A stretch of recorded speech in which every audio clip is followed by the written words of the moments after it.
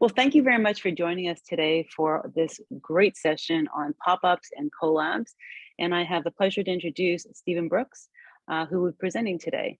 Just as a reminder, if you have any questions to ask, please put it in the chat and you can do so. You don't have to wait till the end of the session. Additionally, you will be receiving a copy of this presentation along with a recording and a handout so that you can actually do some work afterwards, and that will be used for your one-on-ones to choose to have a one-on-one with us. So without further ado, I will pass the baton over to Stephen. Thank you, Linda, and thank you everybody for taking the time to spend with us and watch this presentation today. We're going to be talking about, as you can see, pop-up retailing. Quick history lesson, right? Everybody thinks pop-up retailing is actually a modern day thing, and the reality is that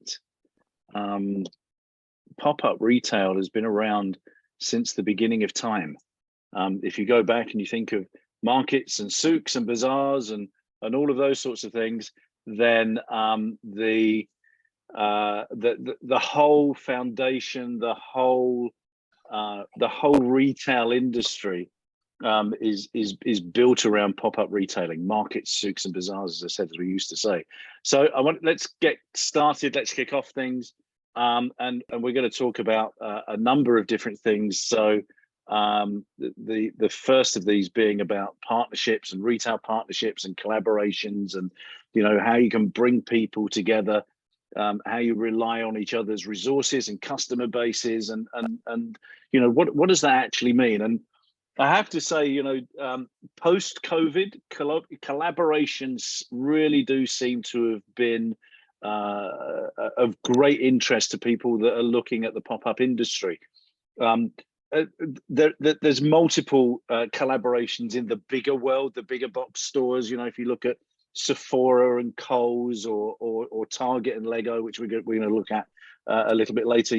Those kind of collaborations of big businesses aren't really where we're looking at talking about today. We're talking about the smaller trader. Maybe you're an Etsy trader, maybe you're a Shopify trader, maybe you just have one store and you're looking at how you expand and how you move your business forward. And pop-up is a great way to do that. You can cross-populate each other's sales, and I've got some fantastic examples of people that I've worked with, certainly over the last 48 months, precisely in this kind of niche, that have helped develop and grow their businesses. So when we talk about the benefits of those retail partnerships, what I'm seeing in the marketplace right now is lots and lots of online businesses, as I was saying earlier, maybe Etsy, Shopify guys, people that are quite local, maybe they're doing Facebook sales or trying to do within, smaller groups, trying to push their own website into the public domain, which is expensive. Let's be honest about that. It's expensive to get that kind of traction.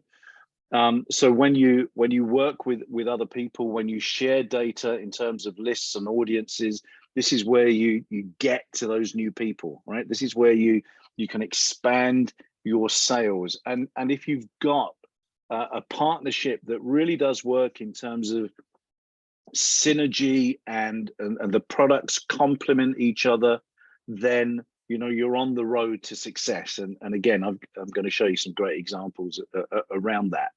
One of the things that I always teach when I do workshops with retailers and people that are looking to grow their business through pop-up retailing is about customer service and building customer loyalty. And it's incredibly important. I'm sure we've all heard the old adage, that it takes one bad experience and 10, 15 people are going to hear immediately. One good experience, maybe 2 or 3 people might hear. But with social media today, one great experience can really explode, across the platform.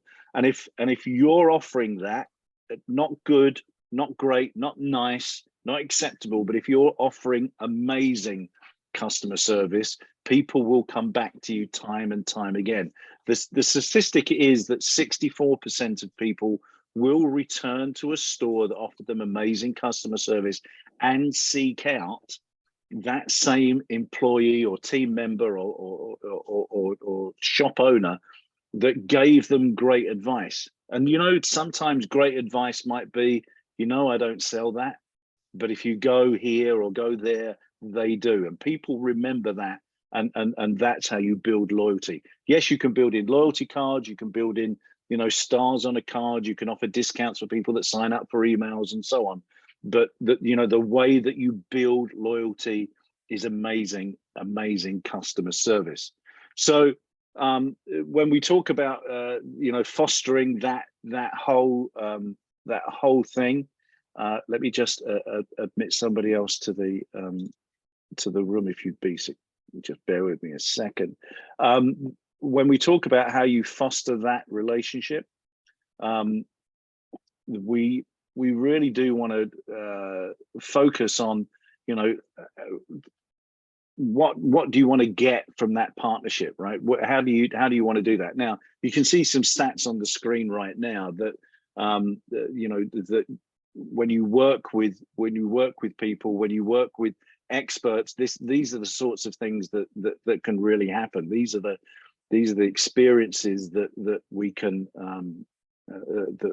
that working together with a group can really bring you, and the added benefit of that. So when we talk about brand collaborations, what are we talking about? I'm going to show you some Christmas examples. I'm going to show you some fashion examples. But here you can see this is a small kind of market activity where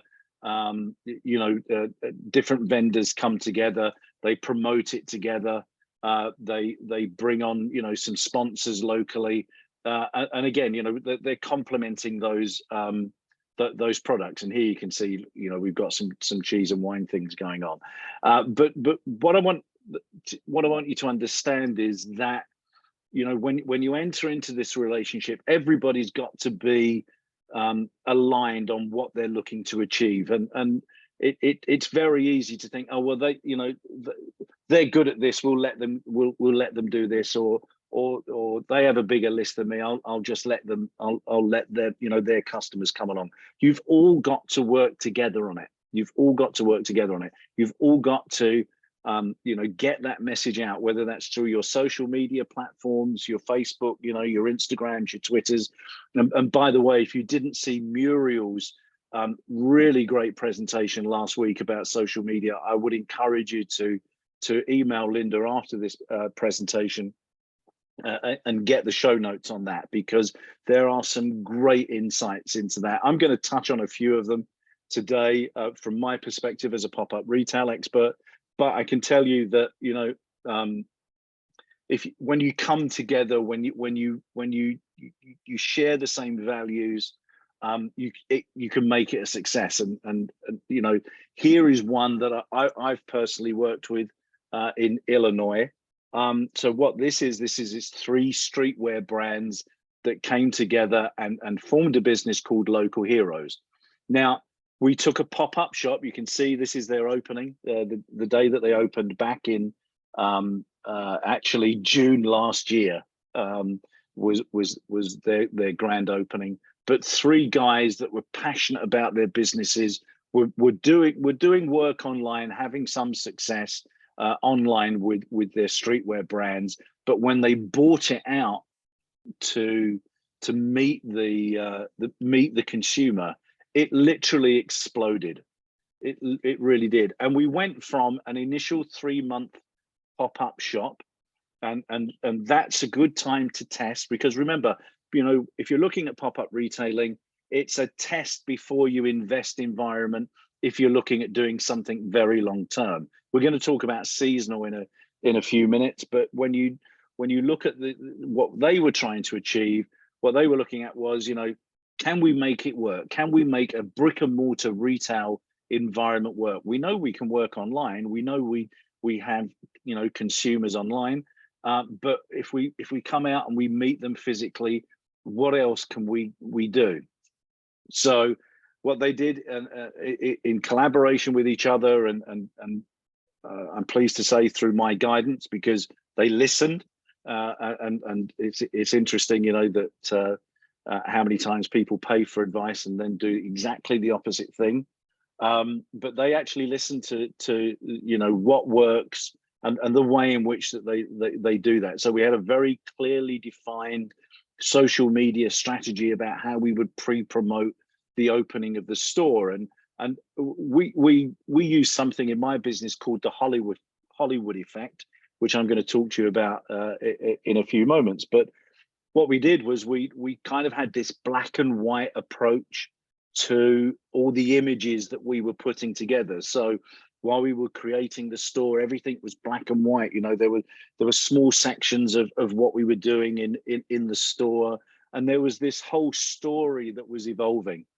And it was really an amazing coming together of these three guys that were so enthusiastic, were so focused on what they wanted to do in terms of bring their brands out to the you know, the buying public.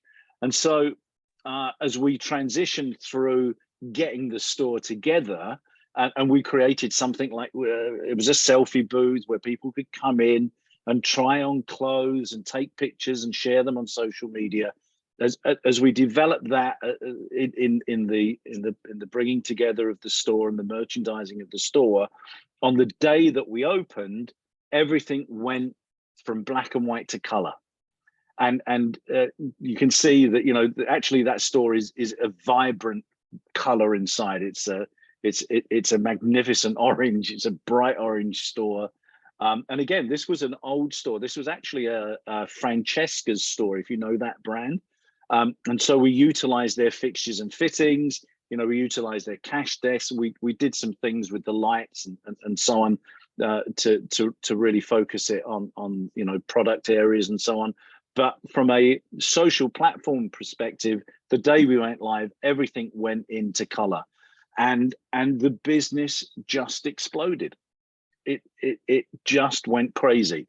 And within the store, what we started to do then was actually bring in smaller pop-ups on a kind of, you know, weekend basis, where where we could foster those relationships with other businesses. And I can tell you, we had a cupcake lady come in one weekend, came in with nearly 500 cupcakes.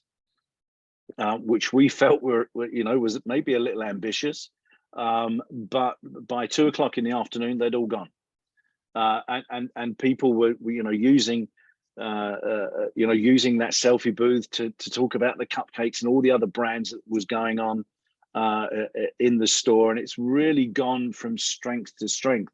So much so that actually the guys have now moved out of this store. We've developed a much more refined retail offer. They're still in the same mall. They have a better environment.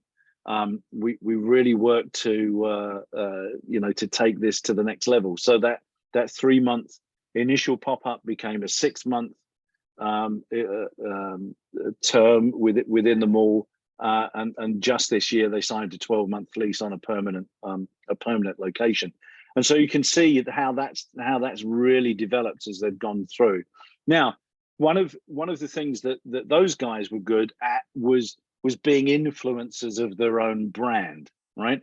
You know, they had great lists, and they were able to really leverage the amount of customers that they had, and so on. But maybe you don't have a big list, right? Maybe you really do, you know, want to grow that brand in a way that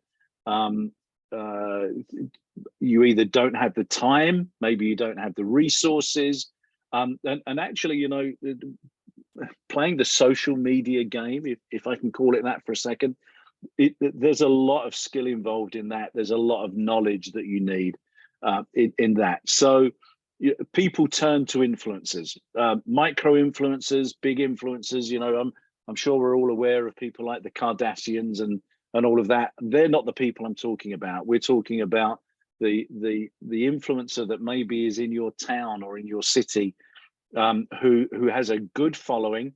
Have a look at My 40-Year-Old Life on Instagram. Young lady who's actually charting her 40th year on the planet. But what's happened is that small brands have gone to her because, you know, where she gets her hair done, they're giving her vouchers to give away. Where she shops, they're holding kind of get-togethers and so on. And she's gone from actually just having this page where she just wanted to share what was going on in her life, and it really is great content, to actually now becoming an influencer for small brands and people that she works with. And maybe you can, you know, that's something that you can do as well. Now, if you're interested in looking at that, I co-host a podcast with a great guy called Scott Blair, and it's called the Poppable Podcast. You can find it on Apple, on Spotify, and or anywhere that you get your podcast from. And I'd like to direct you to an episode that we did with a business called ainfluencers.com. And what these guys do is they are in that niche of finding that micro influencer, not the guys that want, $10,000 worth of product, or somebody that's going to promote Colgate or Subaru or whatever it might be. These are people that have a good base that maybe fit your demographic, and have a good following and have a proven record of success. Now, when you're choosing an influencer, if that's the route you're going to go down, remember, they need to be genuine, they need to be authentic, and they need to be relevant to your brand. That's how it works, right? You can do deals with some of these guys, as you'll hear from David's podcast with us, that either relates to products and fees. It can be related to success, of course, but also, my word of caution is choose wisely. In the same way that I would expect people that I work with to choose wisely about their location, about their signage, about their customer service, and all of those sorts of things. Choose wisely when you're looking at an influencer, and don't just look at the headline number, about how many people follow them. Because, and again, if you listen to Muriel's webinar about this, sometimes it's not about the number, it's about the quality of the people that are following. It's about the quality of the postings that they're going to give. So I'd encourage you to check out that Poppable Podcast. And actually, we have a big range of guests on there, everything from marketing to inventory control and so on. So when we look at pop-ups, what are we looking at? Well, it's a great vehicle, as I've said earlier, for you to test before you invest perhaps in a longer term relationship with somebody. It's a real low cost way of getting into the marketplace. It's a great way to grow your business. Within my career of over 35 years now, we've taken several businesses from 1 to over 100 locations in less than 18 months, just using kiosks and pop-ups and RMUs and so on. If you're looking to come out and test products, get customer feedback, then this is a great vehicle for you to do that. This is in fact the best vehicle for you to do that. If you're looking at and you're in a service industry, maybe you're a solar panel business, garage door business, real estate. I'm trying to think of all the things I've worked with. Maybe you're into windows, maybe you sell cars. This is a great vehicle for you as well, because you can qualify the consumer while you're there.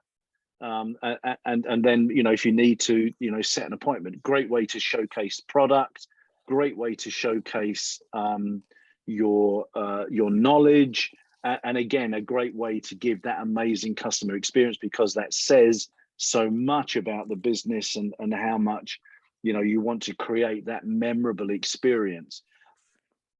My caveat to that is, just like buying a home, okay, it's always about location, location, location. And if you're looking at being in a mall, you know, a mall owner might want to just put you somewhere because that's where the space is. But you really need to look at, you know, what's around me, what's the retail offer around me, what's my demographic. And I've seen businesses that do very well in one location and then immediately open up a second one in the next nearest, you know, mall that might be available to them. And it doesn't do as well. And the reason it doesn't do as well is because the retail mix might be different. It could be a very, very different demographic. So you really have to examine your data, examine your customer, examine your sales, and then really try and match that location and mirror that location as much as you can when you move on to expand the business. Now, I want to go back to talking about collaborations and so on. And again, this is one that we did last year. It was called Love Local. We had over 30 artisans come into this environment. We actually took an old Hollister store. Again, we utilized the fixtures and fittings that were around and had everything from honey makers through bespoke t-shirt designers, candles, candy, hair products. We had a business that makes anything out of soap. So, you know, they were selling hamburgers that were actually, you know, made of soap. A real eclectic mix of merchandise for the holiday period.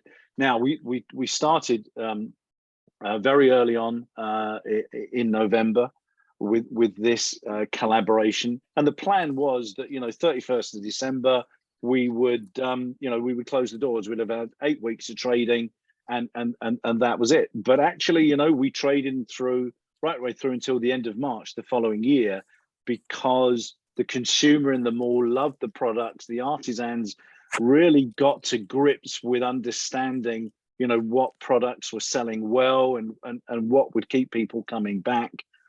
We created obviously, you know, a January sale, but again, a lot of this stuff was all around and everybody promoting it through their social media platforms. Everybody, you know, letting their consumer know in emails, in Facebook posts, you know, where they were, and even some of the artists came and hung out in the store so they could actually meet the consumer themselves, because part of the offer of Love Local was that we would staff it, manage it, you know, do all the wrapping and cashing out and so on. So literally all they had to do was rock up with their merchandise, and in many cases we merchandise it for them. But when people come together like this, you know, they really do see the value in that collaboration. People did some amazing sales, I can tell you, and again, it just proves what we should be doing. Could I ask people if they could make sure that they're on mute? It's over. Seems to be a little bit of background noise. Thank you so much. So the other thing about pop-up retailing is that we can have seasonal activity. And I'm sure you've seen businesses like Spirit Halloween, Hickory Hands, Have a good day. And Calendar Club and all of those sorts of guys. And what I want to let you know here is that these businesses operate purely from a pop-up format, right? They don't have full-time stores. They don't have locations, you know, on permanent lease that they close and then reopen. This is all done around a seasonal approach. So if you've got a seasonal business, then you know what I want you to understand is it works. Okay, for 3 or 4 months of the year, a seasonal business can operate. And I can give you a classic example of a business that actually we took global back in 2018. Encourage you to go check it out. It's called the Amazing Chocolate Workshop. You'll find them online. They make everything out of chocolate. You know, they make hammers and bolts and fried eggs and teapots and pieces of cheese, all made out of chocolate. And we bought them to the US in 2018. We did 23 pop-up locations over 8 weeks. We did close to $2 million in sales, purely on a seasonal basis. And other than that, this is a business that just operates online. And so, you know, we take them out at Easter, we take them out at Mother's Day and Father's Day, and obviously we take them out during the holiday season as well. So if you've got a holiday product, then no, this is a great way. This is a great way for you to get to your consumer. This is a great way for you to grow your business. Working with other businesses, you know, shop in shop, increasing the visibility of your brand. If you've got excess inventory, you know, this is a great way to maybe, you know, push that inventory through the other locations other than your own. And again, we have a lot of experience in that kind of business.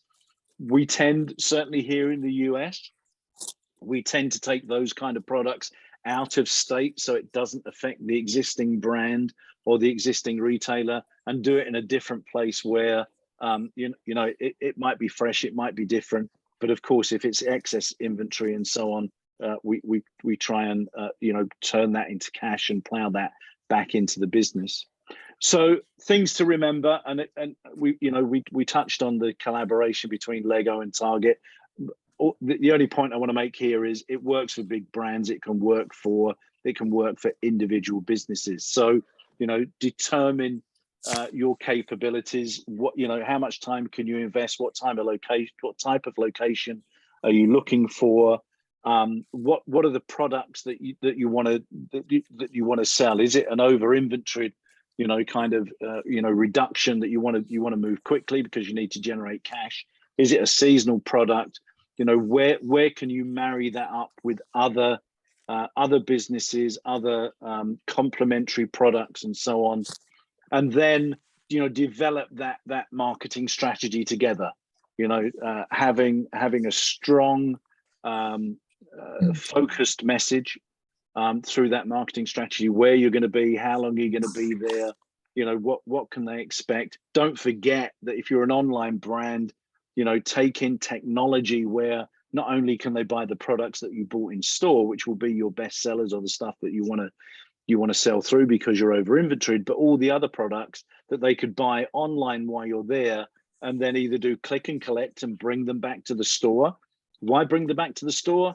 Great opportunity to sell to them again, or of course have it delivered to their home. So think about those things. Just don't think about becoming a brick and mortar retailer.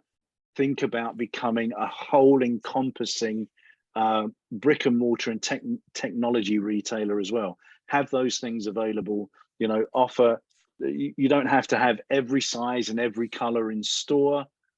You know, have your iPad, have a laptop that people can see, and you know, it works. I can tell you it works. It works for small businesses. It works for very large businesses. But for small businesses, this is a great way of, you know, adding additional sales that otherwise you wouldn't have had. And then as you continue with what you're doing, remember, you know, you are going to adapt and you are going to evolve. Listen to what your consumer is saying. You know, take that feedback. Understand who is buying from you, what they're buying from you, how often they're coming back. And hone your message around that, hone your customer service around that, and you will be amazingly successul.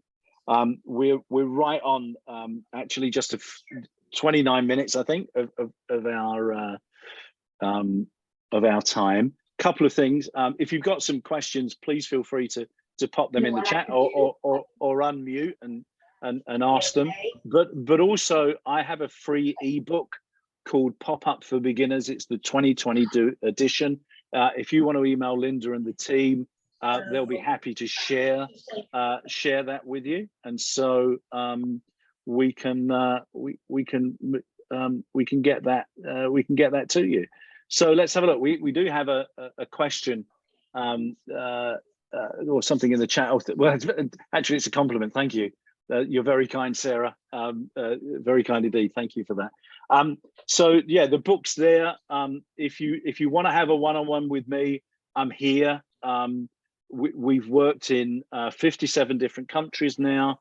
We've got 35 years experience in this industry. We've worked with everything from crazy looking soaps to, you know, major brands and everything in between. Again, thank you for your time. It's the most precious commodity that we have, and I thank you for sharing it with me. And if you've got any questions, feel free to shout them out. I'll stick them in the chat. If not, I wish you happy holidays, health, wealth, and happiness for the future. And I hope to hear from some of you soon.